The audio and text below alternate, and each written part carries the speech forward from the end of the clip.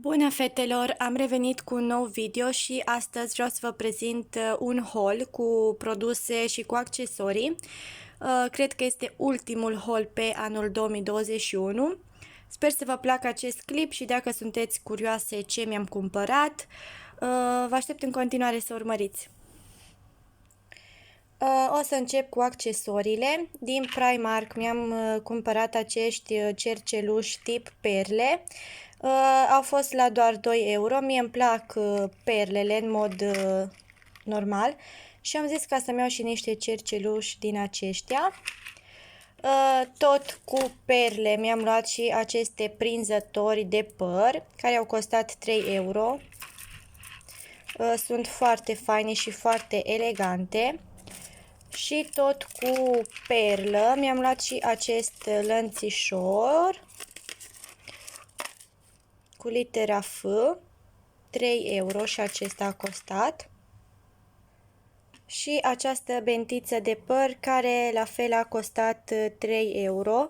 Îmi place foarte mult, este așa mai grosuță și sunt foarte calitative acestea din Primark.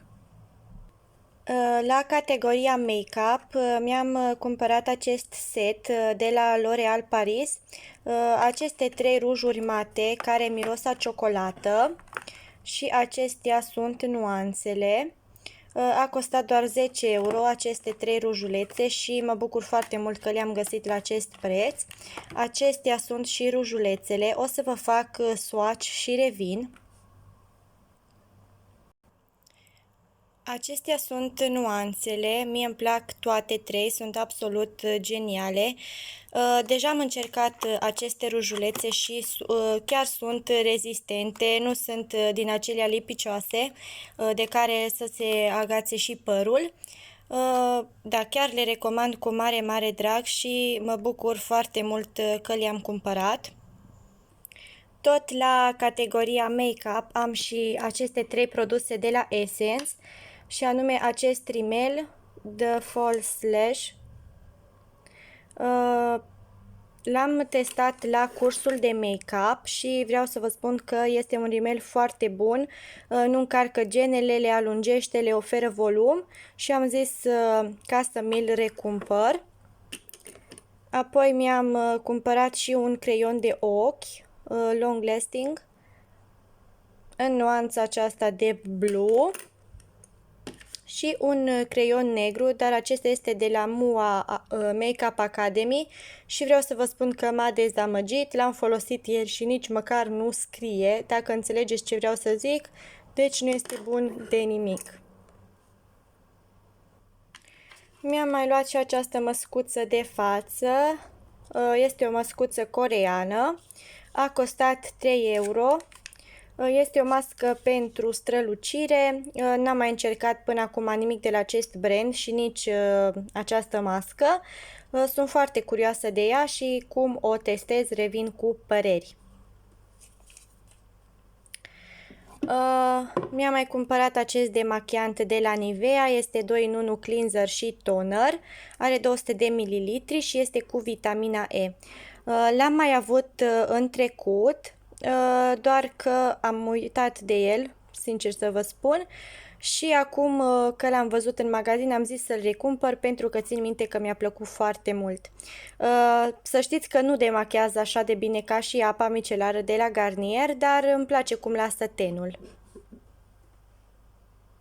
V-am povestit în emptisul trecut că acesta este gelul meu de duș preferat. Ei bine, nu l-am mai găsit în varianta aceea de gel de duș, ci doar așa în varianta de săpun lichid.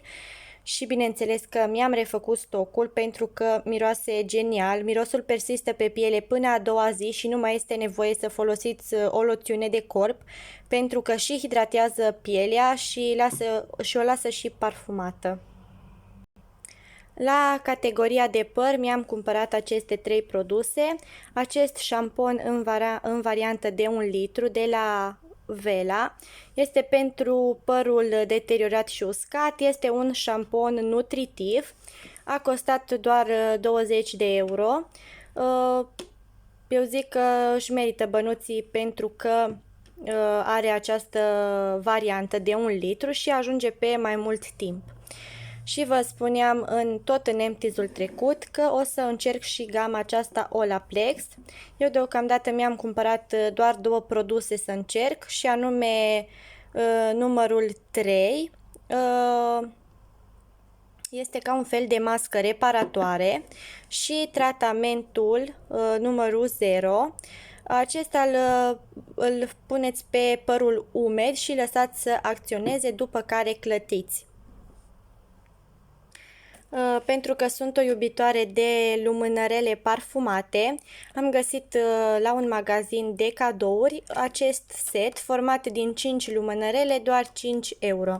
A fost un super deal, pentru că în mod normal o lumânare din aceasta costă aproape 2 euro aici, și acum am găsit 5 lumânărele din acestea la doar 5 euro. Am gingerbread, shimmering pin, cinnamon stick, vanila și cinnamon din nou. Abia aștept să le testez, pentru că le iubesc. Momentan am această lumânărică, nu este parfumată, dar îmi place așa să am o atmosferă caldă în casă. Pe aceasta am primit-o cadou de la fata de la Pensat și pe această cale vreau să-i mulțumesc.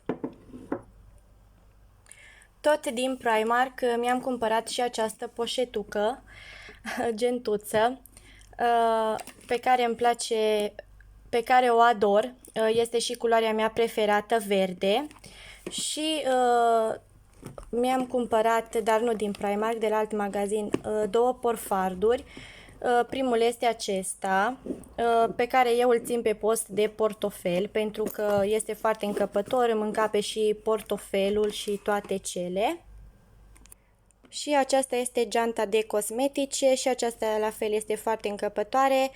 Aceste 2 porfarduri au fost doar 20 de euro și este de la firma mea preferată.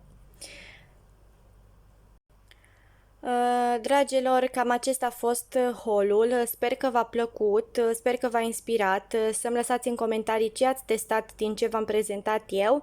Vreau să-mi cer scuze pentru micile greșeli gramaticale și pentru bâlbâieli. Vă pup și vă doresc o zi frumoasă. Pa, pa!